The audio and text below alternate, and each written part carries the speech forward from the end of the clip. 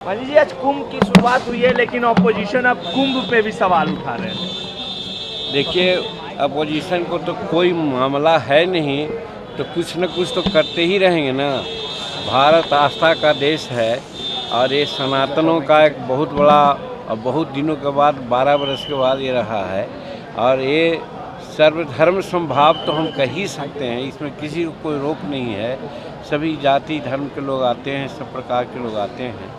तो ऐसे जगह में तो उनको भी डीप लगाना चाहिए, नहाना चाहिए, ताकि कुछ भी गड़बड़ किए हो तो सब धुल जाएगा। तो वैसी परिस्थिति में इसमें राजनीति नहीं करना चाहिए। सबको आकर के वहाँ पर इस कुंभ में, और इसका आर्थिक भी है, जैसा कल हम सुन रहे थे कि 2 लाख करोड़ से ज़्यादा का इसमें आर्थिक लेन देन होगा। तो ये भारत के लिए और उत्तर प्रदेश के लिए बड़ी चीज़ है, इसलिए इसको नकारना और राजनीति करना उचित नहीं है। दही चूड़ा का समय है मानी जी, और बिहार में फिर से कहा जा रहा है कि खेला होगा। विपक्ष ये कह रहा है कि नीतीश जी फिर इधर उधर इसी आशा पर वो जिंदा हैं बेचारे। वास्तविकता तो कुछ है नहीं, तो कुछ इसी तरह से कह के वो जिंदा रहें। देख लीजिएगा, दही चूड़ा भी पार होगा ही। सबकी शुभकामना देते हैं दही चूड़ा का। क्या लगता है कि जो दावे किए जा रहे हैं वो पूरी तरीके से बस भ्रम फैलाया जा रहा है? एकदम भ्रम फैलाया जा रहा है। एक उसको कहा जाए 100 नहीं, 200 नहीं, 1000% गलत वो लोग बोल रहे हैं। यहाँ पर किसी प्रकार की कोई बात नहीं, जिसको खुद माननीय नीतीश कुमार जी ने बहुत स्पष्ट कर दिया है। अरविंद केजरीवाल ने जो यूपी बिहार और पूर्वांचल के लोगों के लिए जो बयान दिया था और फेक वोटरों का जिक्र किया था, उस बयान को कैसे देख रहे हैं? क्या बयान दिया था, हम तो नहीं सुना। उन्होंने कहा था कि फेक वोटर बिहार और यूपी से प्लांट कर रही है बीजेपी दिल्ली में। देखिए, जो बाहर के लोग आए हैं, बाहर से रह करके यहाँ पर अपना वोटर में लिस्ट में नाम लिखा दिए हैं, या जिनका न लिखाया हुआ है, दोनों तरफ से जब तजवीज़ करके नए ढंग से सोच करके जो उचित है उसको रखना है, अनुचित है उसको हटाना है, तो इसमें राजनीति कौन बात की है? तो समझने का फैक्ट पर है, तथ्य पर आधारित है, कागजात पर आधारित है। तो इसमें किसी प्रकार का कोई बातचीत तो नहीं होना चाहिए।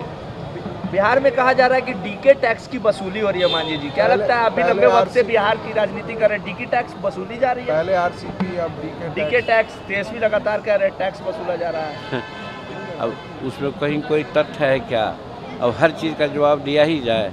कोई ज़रूरी नहीं है कि हर चीज़ जो आप लोग कह रहे हैं और सुन रहे हैं उसका जवाब ही दिया जाए। अच्छा, हम पार्टी दिल्ली में चुनाव लड़ेगी क्योंकि आपके सहयोगियों को वहाँ टिकट मिलने की हम लोग प्रयास कर रहे हैं, हमारे लोग वहाँ लगे हुए हैं, प्रदेश अध्यक्ष के लोग, और हमने भी बातें की है, हमारे राष्ट्रीय अध्यक्ष ने भी बात की है। और हम लोग चाहे हैं कि अगर ज़्यादा कारगर ढंग से हमारे कार्यकर्ताओं को वहाँ लगाने की बात, काम करने की बात है, तो सीट देना चाहिए। न सीट मिलने के बाद कहने का मतलब कुछ न कुछ तो हताशा रहती है। वैसी परिस्थिति में जो हमारे वर्कर हैं हिंदुस्तानी अवाम मोर्चा सेकुलर के, जो माने एनडीए के लिए काम करेंगे, उनको उत्साहित करने के लिए सीट मिलना चाहिए हिंदुस्तानी अवाम मोर्चा से। कितनी सीटों के लिए आप लोगों ने कहा? और कुछ है नहीं ना।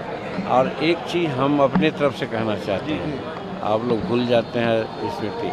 अभी हाल में गया में हमने बिहार के जो अनुसूचित जाति कल्याण विभाग के सचिव हैं, उनके संबंध में हमने कहा था कि वो ऑफिस में ही ज़्यादा बैठते हैं, बाहर नहीं जाते हैं, जिस कारण से अनुसूचित जाति के जितने संबंधित कार्यकलाप है उसमें गड़बड़ियाँ हो रही है।